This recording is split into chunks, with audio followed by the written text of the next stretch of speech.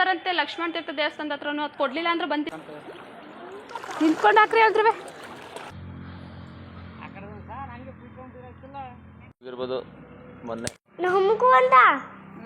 ಸ್ನೇಹಿತರೆ ಎಲ್ಲರಿಗೂ ನಮಸ್ಕಾರ. Welcome back to my channel Jnanaptha. ಸಂಜೆಯಿಂದ ಊರಿಗೆ ಹೊರಟಿದ್ವಿ. ನಾಳೆ ಜನವರಿ 1 ನಾಳೆ ದೇವಸ್ಥಾನಕ್ಕೆ ಹೋಗುವ ಅಂತ ಹೊರಟಿದ್ವಿ. ನಾವು ಯಾವ ದೇವಸ್ಥಾನಕ್ಕೆ ಹೋಗ್ತಾ ಇದ್ದೀವಪ್ಪ ಅಂತಂದರೆ ರಾಮನಾಥಪುರ ದೇವಸ್ಥಾನಕ್ಕೆ ಹೋಗ್ತಾ ಇದ್ದೀವಿ. ಅಮ್ಮ ನಾಳೆ ದೇವಸ್ಥಾನಕ್ಕೆ ಅಂತ ಹೂವೆಲ್ಲನೂ ಎತ್ತಿಟ್ಟಿತ್ತು, ಅವನ್ನ ಕಟ್ಟಿದ್ವಿ. ಹಾಗೆಯೇ ಫ್ಯಾಮಿಲಿ ಜೊತೆ ಸ್ವಲ್ಪ ಟೈಮ್ನ ಸ್ಪೆಂಡ್ ಮಾಡಿದ್ವಿ. ಇದು ನೆಕ್ಸ್ಟ್ ಡೇ ವಿಡಿಯೋ. ಈಗ ದೇವಸ್ಥಾನಕ್ಕೆ ಹೊರಟಿದ್ದೀವಿ. ಹಾಗೆಯೇ ಪೆಟ್ರೋಲ್ನ ಹಾಕಿಸ್ಕೊಂಡು ಬೈಕೆ ನಾನು ನನ್ನ ತಮ್ಮ ಹಾಗೆ ನಮ್ಮ ಮನೆಯವರು 3 ಜನ ಹೋಗ್ತಾ ಇದ್ದೀವಿ. ಇಲ್ಲೇ ಅಲ್ಲಿ ಹೊಳೆತವು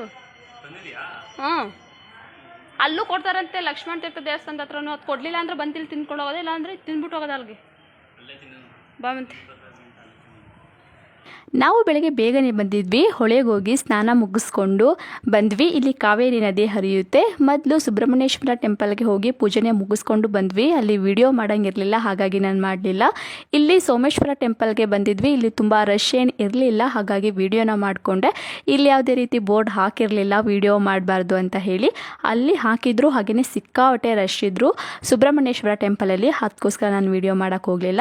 ಬೆಳಗ್ಗೆಯಿಂದ ಏನು ತಿಂಡಿ ತಿಂದಿರಲಿಲ್ಲ. ಮನೇಲಿ ಅಮ್ಮ ಪಲಾವ್ ಮಾಡಿಕೊಟ್ಟಿತ್ತು, ತಂದಿದ್ವಿ. ಆದರೆ ಇಲ್ಲೇ ಲಕ್ಷ್ಮಣ ತೀರ್ಥ ದೇವಸ್ಥಾನದಲ್ಲಿ ಪ್ರಸಾದನ ಕೊಟ್ಟರು.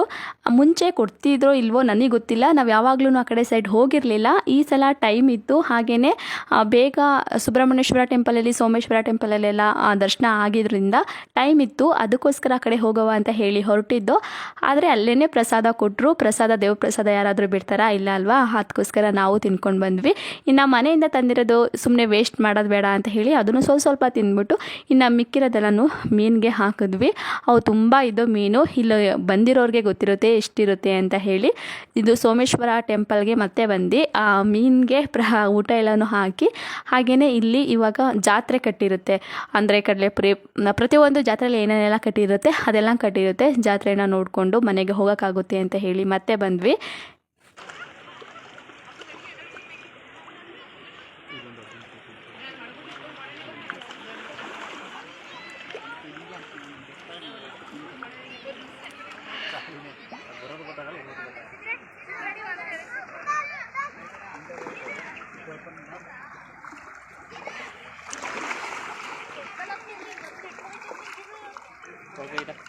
ಆಯ್ತಾ?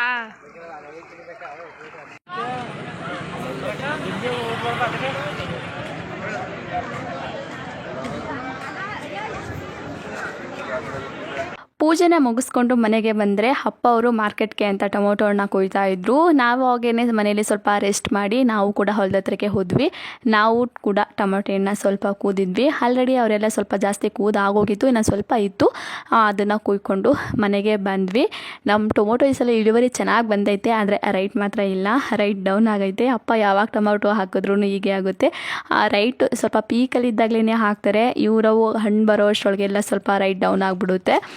ಗೊತ್ತಿಲ್ಲ, ಟೊಮೊಟೊ ಬೆಳೆಗಾರರಿಗೆ ಲಕ್ಕು ಅನ್ನೋದು ಚೆನ್ನಾಗಿರಬೇಕು.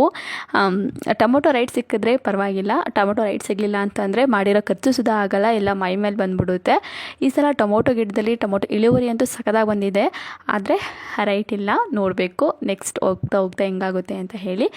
ಮನೆಗೆ ಇವಾಗ ಬಾಕ್ಸ್ಗಳೆಲ್ಲನೂ ತೊಗೊಂಡು ಹೋಗ್ತಾಯಿದ್ವಿ. ಜಾಸ್ತಿ ಟ್ರೈ ಕೂದಿಲ್ಲ. ಜಾಸ್ತಿ ಟ್ರೈ ಕೂದಿದ್ರೆ ಇಲ್ಲೇ ಹೊಲದ ಹತ್ರ ಇಟ್ಬಿಟ್ಟು ಆಟೋಗೆ ತೊಗೊಂಡು ಹೋಗ್ತಾರೆ. ಜಾಸ್ತಿ ಕೂದಿರಲಿಲ್ವಲ್ಲ, ಹಾಗಾಗಿ ಮನೆಗೆ ತೊಗೊಂಡು ಹೋಗ್ತಾಯಿದ್ವಿ.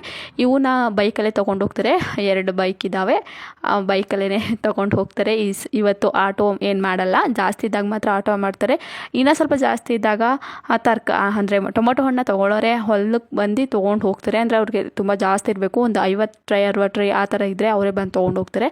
ಕಮ್ಮಿ ಇದ್ದರೆ ತೊಗೊಂಡೋಗಲ್ಲ. ಇದು ನೆಕ್ಸ್ಟ್ ಡೇ ವಿಡಿಯೋ. ಅಪ್ಪಂಗ ಬೆಳಗ್ಗೆ ಮಾರ್ಕೆಟ್ಗೆ ಹೋಗಿ ಬಂದಿತ್ತಲ್ವ, ತುಂಬ ಚಳಿಯಾಗಿತ್ತು ಅನಿಸುತ್ತೆ. ಅಪ್ಪ ಬೆಂಕಿ ಹಾಕ್ತಾಯಿದ್ರು. ನಾವು ಆವಾಗ ಕೂಡ ಎದ್ದಿದ್ದು. ಊರಲ್ಲೆಲ್ಲ ಚಳಿ ಆಗುತ್ತೆ ಅಂತಂದರೆ ಅವಾಗೆಲ್ಲ ಈ ಥರ ಬೆಂಕಿ ಕಾಯ್ತಾಯಿದ್ರು ಅಲ್ವಾ. ನೋಡಿ ನಮ್ಮ ಇವಾಗಲೂ ಕೂಡ ಕಾಯ್ತಾರೆ. ಬೆಂಕಿ ಕಾಯ್ತಾಯಿದ್ವಿ. ಇವಾಗ ಒಬ್ಬರು ಬೆಂಕಿ ಹಾಕಿದ್ರೆ ಅಕ್ಕಪಕ್ಕದಲ್ಲಿರೋರು ಮತ್ತು ರೋಡಲ್ಲಿ ಓಡಾಡ್ತಿರೋರೆಲ್ಲ ಸಾಮಾನ್ಯವಾಗಿ ಬಂದೇ ಬರ್ತಾರೆ. ಹಾಗೆಯೇ ಬಂದರೂ ಕೂಡ ಇದೆಲ್ಲ ಆದಮೇಲೆ ಅಪ್ಪ ಇವತ್ತು ಟೊಮೊಟೊಗೆ ಸ್ವಲ್ಪ ಔಷಧಿ ಹೊಡಿಬೇಕು. ಅಂದರೆ ಇವಾಗ ಬೇರೆ ಟೊಮೊಟೊನ ನೆಟ್ಟಿದ್ದಾರೆ, ಅವಕ್ಕೆ ಔಷಧಿ ಹೊಡಿಬೇಕು. ಹುಳ ಅಂದರೆ ಹೂವೆಲ್ಲ ಉದುರೋಯ್ತೈತೆ ಅಂತ ಹೇಳಿ ಅಪ್ಪ ಔಷಧಿ ಹೊಡಿಯೋಕ್ಕೆ ಹೋಯಿತು. ತಮ್ಮ ಕಾಲೇಜ್ಗೆ ಹೋಗಿದ್ದ, ಅದಕ್ಕೋಸ್ಕರ ನಾನೇ ಸೊಪ್ಪು ಸೊಪ್ಪನ್ನ ಕುಯ್ಕೊಂಡು ಹೋದೆ, ಉಪ್ಪಿನರ್ಲೆ ಸೊಪ್ಪು. ಇನ್ನು ಅಂದರೆ ಸ್ವಲ್ಪ ಕುಯ್ಕೊಂಡು ಹೋಗಬೇಕಾಗಿತ್ತು ಅಷ್ಟೇ. ಇವಾಗ ತಂದಿರೋದು ಮರಿನ, ಜಾಸ್ತಿ ಏನು ಕುಯ್ಯೋ ಅವಶ್ಯಕತೆ ಇರಲಿಲ್ಲ. ಏನು ಒಂದು ಸ್ವಲ್ಪ ಒಂದು 4-5 ಹಿಡಿಯಷ್ಟು ಕುಯ್ಕೊಂಡು ಹೋಗ್ಬಿಟ್ಟಿದ್ರೇ ಸಾಕಾಗಿತ್ತು. ಅದಕ್ಕೋಸ್ಕರ ನಾನೇ ಹೋಗ್ತಾಯಿದ್ದೀನಿ. ಔಷಧಿನ ಹೊಡೆದು ಮರಿಗೆ ಸೊಪ್ಪು ಹಾಕಂಗಿಲ್ಲ, ಅಂದರೆ ಔಷಧಿ ಪವರ್ಗೆ ಹುಳಗಳೆಲ್ಲ ಸತ್ತೋಗ್ಬಿಡ್ತವೆ. ಅದಕ್ಕೋಸ್ಕರ ನಾನೇ ಬಂದು ಹಾಕಿದ್ದೀನಿ. ಇದು ಇವಾಗ ತಂದಿರೋದು ನೋಡಿ. ಇದೇನೇ ಮೇಜ. ನಮ್ಮನೆ ರೇಷ್ಮೆನೂ ಕೂಡ ಹಾಕ್ತೀವಿ. ಸ್ವಲ್ಪ ರೇಷ್ಮೆ ಹಾಗೆಯೇ ಸ್ವಲ್ಪ ತರಕಾರಿನ ಹಾಕ್ತಾರೆ ಊರಲ್ಲಿ. ನಮ್ಮನೆ ರೇಷ್ಮೆನ ನಾವು ಚಿಕ್ಕವರಾಗಿದ್ದಾಗಿಂದನೂ ಬೆಳೀತಾ ಇದ್ದಾರೆ. ರೇಷ್ಮೆ ಅಪ್ಪಂಗೆ ಕೈ ಹಿಡಿದಿತ್ತು ಅಂತಲೇ ಹೇಳ್ಬೋದು. ಇವಾಗ ಸ್ವಲ್ಪ ಬರ್ತಾ ಇಲ್ಲ, ಅದಕ್ಕೋಸ್ಕರ ಕಿತ್ತಾಕಬೇಕು ಅಂತ ಹೇಳ್ತಿತ್ತು. ವಿಡಿಯೋ ಇಷ್ಟ ಆದರೆ ಲೈಕ್ ಮಾಡಿ, ಶೇರ್ ಮಾಡಿ. ಮತ್ತೊಂದು ವಿಡಿಯೋದಲ್ಲಿ ಸಿಗ್ತೀನಿ. ಎಲ್ಲರಿಗೂ ನಮಸ್ಕಾರ.